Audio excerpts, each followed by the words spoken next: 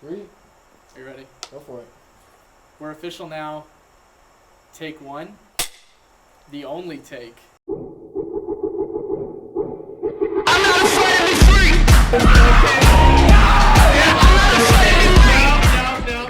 Hey Fellowship Youth, I hope your quarantine is going okay. Mine is obviously not because I'm growing a terrible quarantine beard. But we are starting a new series this week and I'm really excited about it. It is called The You Effect. And it's all about the effect that you have on the people around you. And so we're going to dive right into scripture today. So if you don't have your journal or your Bible, you're going to pause the video right here and you're going to go get those things because God has something to say to you today. And we're going to be in John chapter 6 and we're going to read verses 5 through whenever I'm tired of reading. So let's start in on verse 5 right here. It says, "So when Jesus looked up and noticed a huge crowd coming toward him, he asked Philip, 'Where will we buy bread so that these people can eat?'" It says he asked this to test him, for he himself knew what he was going to do. You see, he already knows what's going to happen. Jesus already is putting Philip in a situation to test his faith, to test his faith and test what's going on in his mind. Verse 7, Philip answered him, 200 denarii worth of bread wouldn't be enough for each of them to have even a little. You see, this amount, 200 denarii, it's about half a year's wage for everybody there. And so think about half the amount of money that your parents make. That's how much it would take to feed all the people who are here. Verse 8, one of his disciples, Andrew, Simon Peter's brother, said to him, "There's a boy here who has 5 barley loaves and 2 fish." And then he says, "But what are they for so many?" Verse 10, Jesus said, "Have the people sit down." There was plenty of grass in that place, so they sat down. The men numbered about 5,000. Let me put this in perspective here, because there's about 5,000 men here. It doesn't talk about their families. Okay, many of these men were probably married. Many of them probably had their kids and their kids with them. So there may even be more than 10,000-ish people here. It's just 5,000 men. It says, then Jesus took the loaves, and after giving thanks, he distributed them to those who were seated. So also with the fish, as much as they wanted. When they were full, not when they got a bite, not when they had a little bit, when they were full from the food, the amount that Jesus was able to get from this. It says he told the disciples, collect the leftovers so that nothing is wasted. So they collected them and filled 12 more baskets with the pieces from the 5 barley loaves that were left over by those who had eaten. When the people saw the sign he had done, they said, "This is truly the prophet who is to come into the world." See, Jesus is trying to make a point here.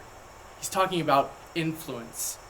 And so today what I want to talk to you about is the unknown impact, the unnamed impact.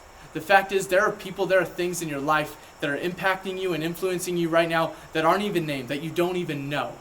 Jesus is trying to help the disciples understand this. You see, we read this story and we see Jesus as the protagonist. He's the hero. He's the person with the most influence, the most effect.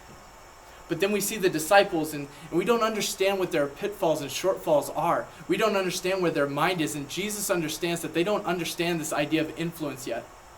Because the fact is, the person with the most influence in this story outside of Jesus is not actually named. You see, the boy who had these loaves and this fish, he's not even named in the story, and yet he still has the most influence over anybody there. Because his willingness to bring a small amount of food to feed thousands of people is the reason that Jesus is able to do this miracle. It's because this kid with a little amount of anything was willing to bring it forward. You see, today in our age, we don't understand what influence is either. We look to things like the amount of people we can get here on a Sunday night. We look to things like a follower count. We look to bank accounts, all of these things. We look to those things for influence. You see, we've made a job out of influence. There are people who are influencers, and that's all they do. They're on social media, and they show the people who are following them. They say, buy this product because I look good in it. They say, buy this product because I like it. So we've made a job out of influence. But the fact is, Jesus says that's not what influence is really about. And so he has to change 2 minds here in the story. And so we're going to go back to verse 7, I believe. It's about Philip, and he comes to him and he says, how much money would it take to feed all these people? And Philip says that it would take 200 denarii worth of bread, and not even everybody would get more than a bite. Jesus says it's not about money. He shows us that it's not about money. Philip is stuck on this idea that, Jesus, you better be able to have a check for the amount that we're going to need for these people. And Jesus says it's not about that. It's not about the money. And the second one here is just a few verses later, and it talks about Andrew, Simon Peter's brother. Andrew comes in. He comes in already doubting. Already doubting. He says, there's a boy here who has 5 barley loaves and 2 fish. And then he says, but what are they for so many? You see, Andrew's already worried about the number of people. He's already worried about what it's going to take numbers-wise. Okay, he's not worried about Jesus. He's not worried about what Jesus can do. You see, his idea of influence is the number of people that are out in that field sitting.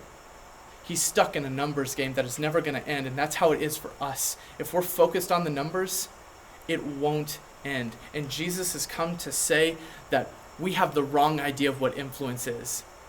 It's not about bank accounts. It's not about the butts in the seats.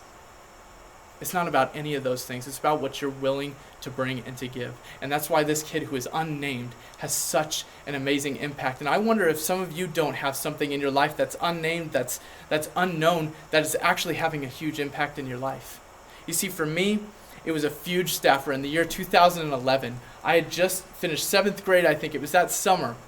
And this Fuge staffer, I'll never know his name, and he'll never know who I was in the sea of people that he was speaking to that day. But he shared out of his heart about sacrifice. And he talked about Luke chapter 22 and the widow's mite. And he talked about how when we're giving to something, when we're sacrificing for something, we should give until we have to give up something ourselves. That's what sacrifice is.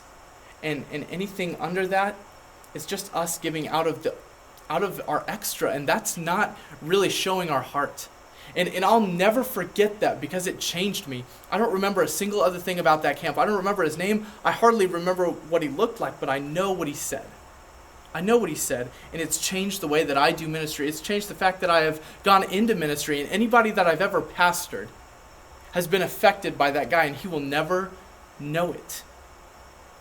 That's the influence of the gospel. That's the influence of Jesus, is that it doesn't matter what you have or how much of it that you have.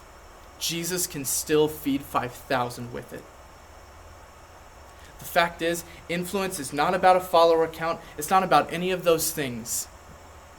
Because the power of the gospel is not based on human standards. It's based on who Jesus is and who he's becoming. And that's why you will always have more impact and more effect than you ever realized that you could have.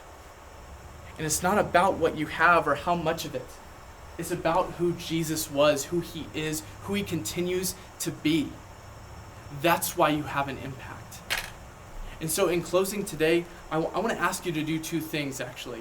I want to ask you to, 1, reach out to that unknown person in your life, whether they know you or don't know you, or you don't really know them or not. Whoever's had an impact for you and you've never told them that, go tell them. Now is a time where we need to be the church and rise up and encourage people around us. So reach out to that person that's had an impact on you. And number 2, try to encourage somebody around you. Be that impact. And right now you're thinking, Eli, we're in quarantine, we're separated, I can't really do any of that. But that's the beauty of the simplicity of the gospel, is that it doesn't have to be some grand design that you thought up in your head. It doesn't have to be a well-executed sermon. It doesn't matter. It doesn't change the truth, the simple truth that Jesus loved you, came down and lived a perfect life, one that you can't live. He died for you even though he was innocent, and then proved his power over sin and death when he rose again on the 3rd day. Text that to someone. Don't overthink this. Don't make it more complex than it needs to be. You can be simple. You can just have 5 loaves of bread and 2 fish. And God can change thousands of people through it because he can do amazing things through you because of who he is. And so I'm excited to see what God's going to do through this new series that we have called the You Effect. We're going to have a couple different people teaching and all of that stuff. I'm excited for the plans that we have. But most of all, God himself has huge plans for what this ministry can do and what we're headed for. And so I hope that you guys join with us to do that. I love you, and I'm praying for you, and we'll see you next time.